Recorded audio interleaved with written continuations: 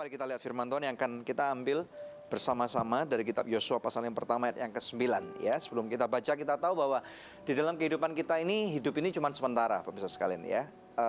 Latar belakang kita apapun juga, mungkin kita berasal dari orang yang lebih punya pendidikan ataupun tidak. Mungkin ada keluarga yang lebih berada ataupun tidak ya. Warna kulit mungkin bisa berbeda.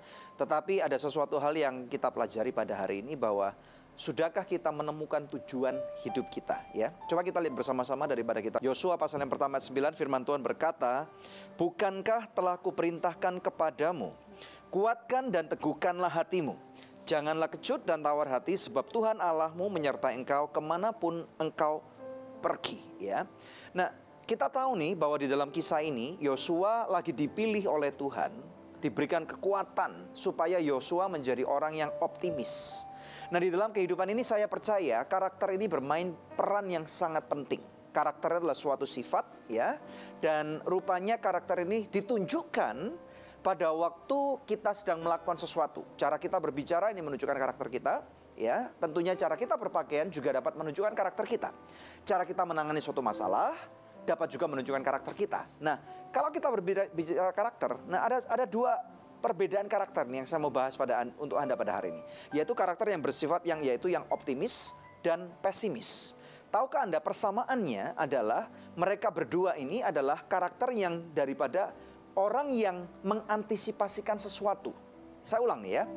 Karakter optimis dan karakter pesimis adalah tipe daripada seseorang yang mengantisipasikan sesuatu. Tetapi bedanya, orang yang optimis akan mengantisipasikan, selalu berusaha melihat hal-hal yang baik di tengah-tengah ketidakbaikan sekalipun. Tetapi orang-orang yang pesimis adalah orang-orang yang selalu mengantisipasi atau menanti-nantikan.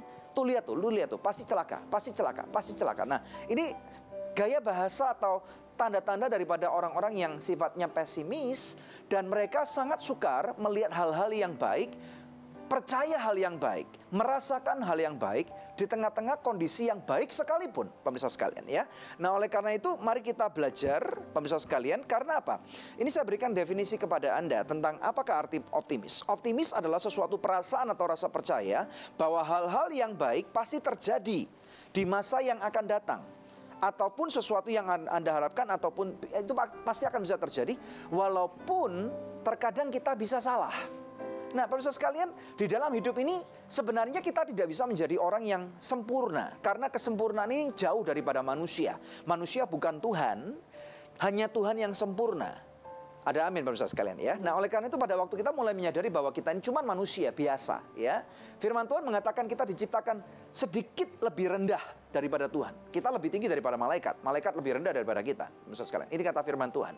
Nah, kalaupun kita diciptakan lebih rendah sedikit daripada Tuhan, Tuhan itu sempurna dan kita nggak sempurna. Nah, oleh karena itu di dalam kehidupan kita ini adalah suatu journey atau perjalanan untuk kita menyerupai sesuatu. Nah, apa yang Anda mau serupai, pemirsa sekalian? Anda bisa menyerupai seseorang atau sesuatu, tetapi kalaupun Anda hanya berusaha untuk menyerupai seseorang, maka saya percaya karakter manusia ini ada flow-nya, ada keterbatasannya. Tetapi kalau Anda mau menyerupai Tuhan, maka Anda akan mengejar kesempurnaan di dalam ketidaksempurnaan Anda. Nah, kaidahnya apa, Pak Daniel? Mungkin Anda bertanya. Kaidahnya cuma satu, firman Tuhan. Landasan hidup kita adalah firman Tuhan. Apapun yang Anda kerjakan berdasarkan firman Tuhan enggak? Nah, sehingga Anda akan punya suatu boundary atau suatu nilai-nilai yang mana Anda mengatakan, yang ini saya nggak mau lakukan karena ini melanggar firman Tuhan. Saya mau menjadi optimis karena itu adalah suatu karakter yang pernah ditunjukkan oleh Kristus pada waktu dia ada di dunia ini. Karakter ini saya mau menjadi optimis karena saya tahu dengan saya memilih untuk menjadi optimis. Walaupun saya bisa menilai seseorang salah, walaupun saya pernah ditipu, tetapi saya tidak mau saya tidak mau terpaku kepada satu paradigma bahwa setiap orang adalah sama penipu. Maka kita akan berusaha untuk melihat segala sesuatu dari kacamata yang lebih baik, lebih positif ya. Ada satu quote yang sangat terkenal dari orang yang sangat luar biasa ya, seseorang yang bernama Winston Churchill.